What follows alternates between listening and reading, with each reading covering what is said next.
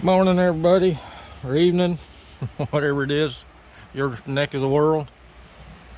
I've got a messy greenhouse. Been doing a little bit of thinking on what I want to, what direction I want to go in the future. One thing, I'm going to extend the height of this greenhouse and put some roll-up sides on it. So I'm not dependent on electricity 100% for temperature control as far as removing heat. But another thing I was wanting to point out, pineapples. A lot of people grow their own pineapples, and getting a pineapple start can be a problem in my neck of the woods, because the grocery stores put their pineapples in the fresh produce area, and it's wet and it's pretty cool. So a lot of times the center will rot out. That's the tenderest part of the plant. But I went ahead and planted this one because the base of it still felt pretty solid. And I don't know if you can see, there's a little bitty pup coming off of the base of it. So I was pretty sure if it was going to produce anything, it was going to produce a little side pup. And it looks like that's what's going to happen. When that gets a little bigger, I'll just break that loose and replant it.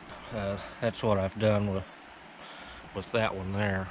It came off of one of these larger plants over here. But I'm going with some super dwarf type fruit, and this one here is a super dwarf Cavendish banana.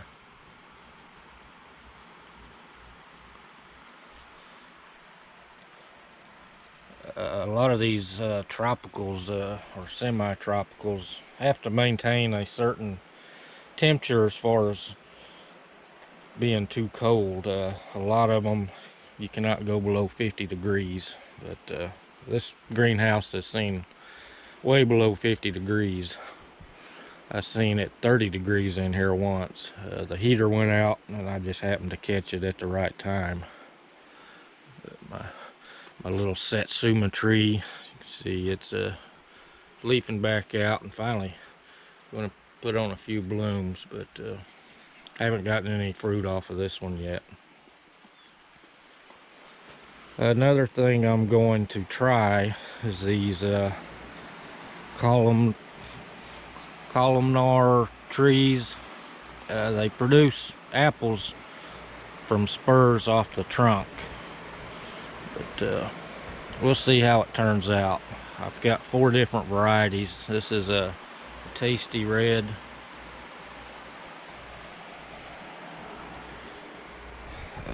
What do we got here? Blushing delight.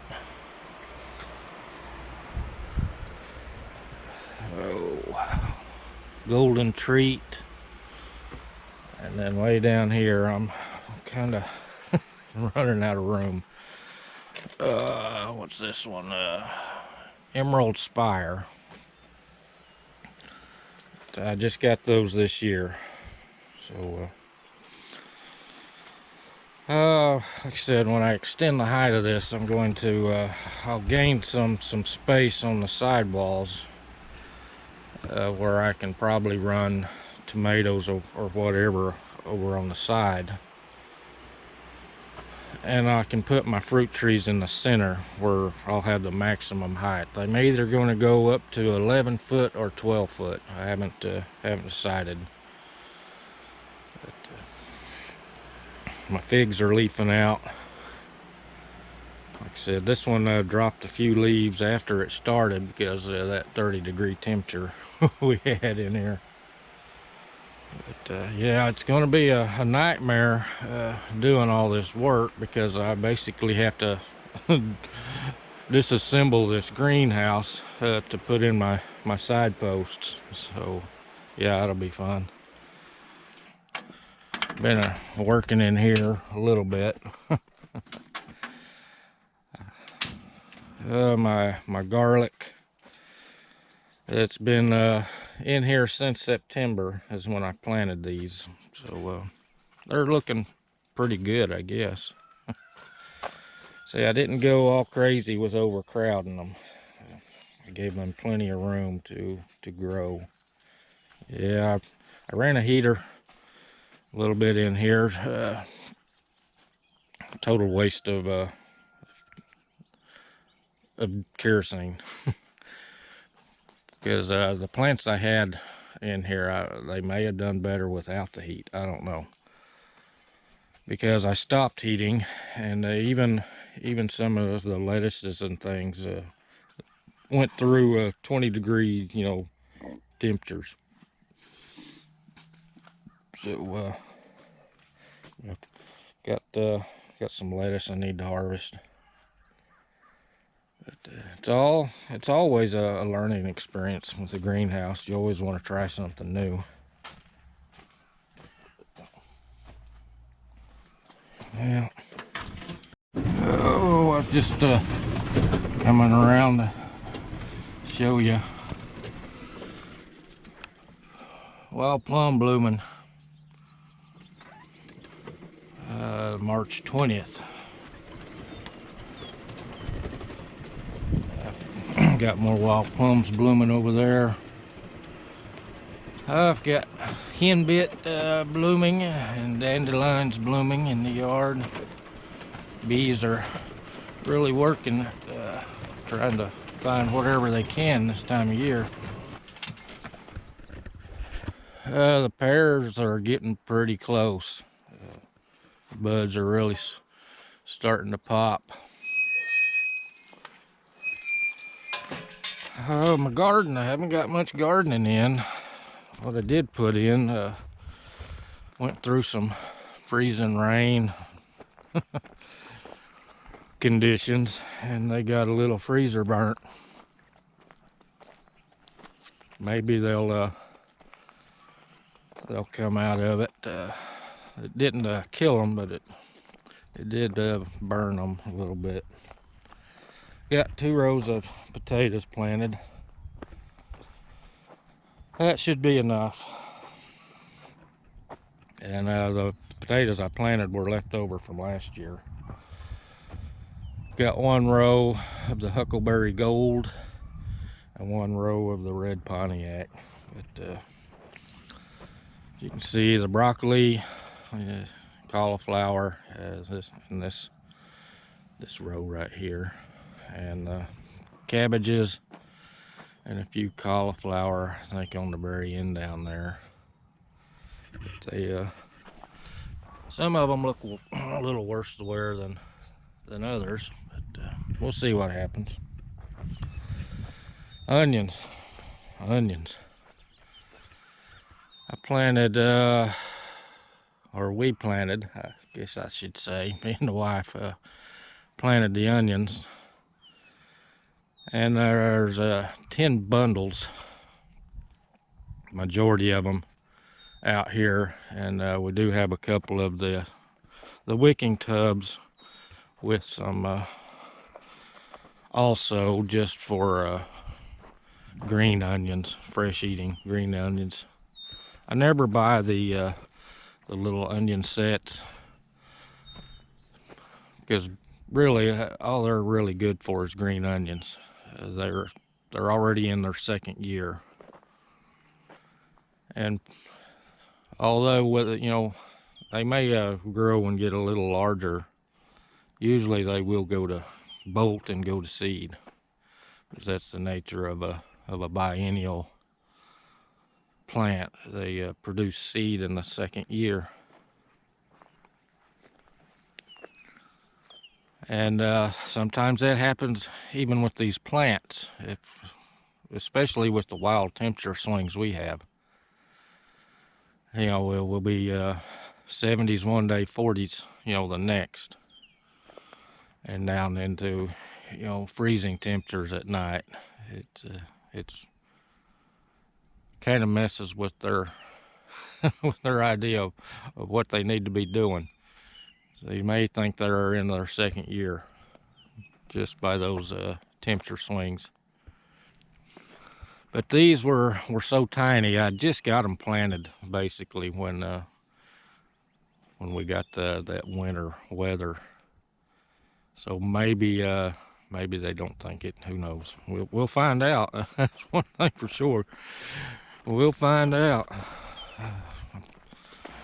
Right now, it's 80 degrees, and I can't put the shade cloth up really because I'll just have to take it off when I start working on this greenhouse. But anyway, I've got all the material to do this, except for any screen, you know, that I want to put on the sidewalls. I don't know about y'all, but things are hard to find. I forgot about this one here. This is a dwarf everbearing mulberry. We'll see what happens with it. Oh, I still got some leaf lettuce in here. This is some kind of Chinese cabbage. I don't remember which one it is, but it's a little warm in here for it. I've got some more in the other greenhouse, but fig cuttings. These are fig cuttings that I took this fall and stuck them into this potting mix. A couple of them hasn't produced anything, but more than enough there. And I did that because every year the ones outside seem to get frozen back to the ground. Figs usually die down to the ground, but it doesn't look like, knock on wood, they have died down to the ground this year. And when they do, they just keep coming back, and basically you have a out of control bush. So I don't know, I may have to remove this one so I can work on that greenhouse. Just wanted to give y'all a little tip on the pineapple tops. Some of them are too far gone. They're too soft and mushy in the middle, but that one still felt pretty good, so I decided I'd give it a try, see if it'd put out at least a pup. You know, at least I could get another plant out of it. Yeah, dandelions. I do not spray for weeds in the yard. I don't need a fancy grass, you know. I'd rather have this stuff for the bees. But yeah, you can see these are getting real close. Bees will be all over this. Somehow I wound up with a Bradford pear. And I probably waited too late. And I'm gonna cut that thing down today, down to where I can try and graft some of these. I'll take some cuttings off of one of these trees. I've got a couple more pear trees, and see if I can't convert it over to something that's not invasive. Some states are outlawing the new plantings of those Bradford pears. And I wished Oklahoma would. But we'll catch y'all later.